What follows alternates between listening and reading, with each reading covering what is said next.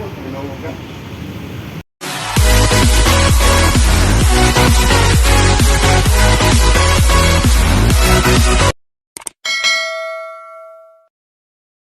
nagbabalik po tayo.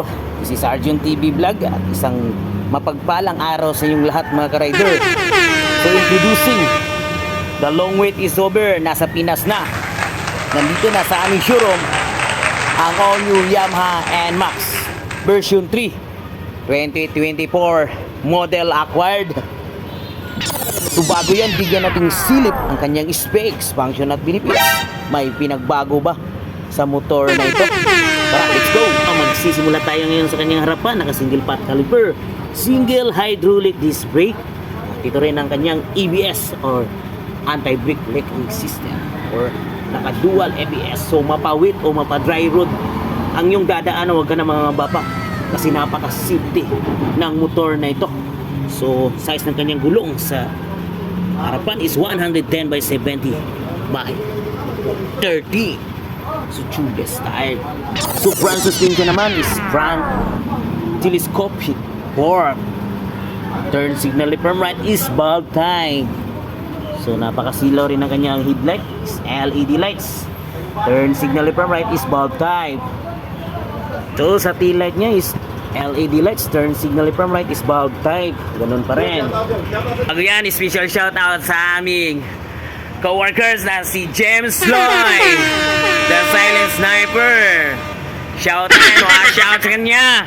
So meron din siyang SMG or Smart Motor Generator, kung saan napakatahimik na ng yung makina. Napakaangas na ng bagong X-Max. So punta tayo ngayon sa kanyang left side. Makikita dito ang high beam, low beam, turn signal left from right, at saka horn. So ito rin ang kanyang menu para sa yang enhanced digital panel board. So dito makikita ang TCS, traction control system, odometer, kilometer, set ng orasan, at fuel gauge. Meron din siyang set voltmeter, kung saan meron kang access sa iyong battery. So high beam, low beam sa headlight, turn signal left from right, at saka horn. Back brake. So sa right side makikita yung throttle, front brake, stop and start system na nagbibigay tipid sa pagkonsumo ng iyong gasolina. So built-in safety hazard, push start. So meron din siyang electric power socket, pwede kang mag-charge gamit ang iyong cellphone. Ganun pa rin. So meron din siyang apparel, pwede siyang malagyan ng resibo, coins, or candy. So ito rin ang nagpabago sa kanya, ang kanyang ignition. So ignition system is TCI. So dati sa old 2022. Ito naman ang kanyang redefined seat at luggage compartment. So kasya ang full face helmet dito. Depende sa size ng yung full face helmet. So ito kanyang Smart Key, warranty at manual.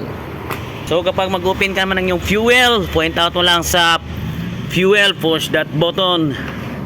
So fuel capacity is 7.1 liters. Di ka na mangamba pa sa yung mahaba-habang arangkada kasi marami nang masali na gasolina. So wide footboard with flexible riding position. So, ngayon sa kanyang engine type niya is liquid cooled 4-stroke, single overhead cam at 4 valve, with cylinder arrangement is single cylinder. Displacement naman is 155cc. Bore and stroke size is 58.0 by 58.7 mm, at compression ratio is 11.6 by 1, with the maximum horsepower of 11.3 kilowatts at average of 8,000 RPM. Maximum torque naman niya, meron siyang 13.9 Nm at average of 6,500 RPM. So starting system is electric starter only. Lubrication system na with sump. Engine oil capacity volume is 1 liter. Fuel supply system is fuel injection. Clutch type na dry shift propulsion at transmission type of B-belt automatic. So frame type naman ito is under backbone. So sa kanyang dimension, sa kanyang overall length, width at height, meron siyang 1935 mm by 740 mm by 1160 mm, na meron siyang seat height na may 765 mm. Wheelbase na may 1340 mm, minimum ground clearance of 125 mm, at weight, ang kanyang timbang is 131 kilos. So with a SRP of 152,900. So other benefits niya, meter panel niya is digital. Meron siyang dual ABS anti-lock braking system, stop and start system, traction control system, at electric powers socket. So sa gustong mag-cash installment dyan, punta lang kayo dito sa Yamaha Motor Hub Tibungko. We cater cash installment. Look your trusted agent, John Ripolio. At ako na ang bahala sa inyo. So ride safe, keep safe, and always wear a 7 senses when you drive. Bye-bye.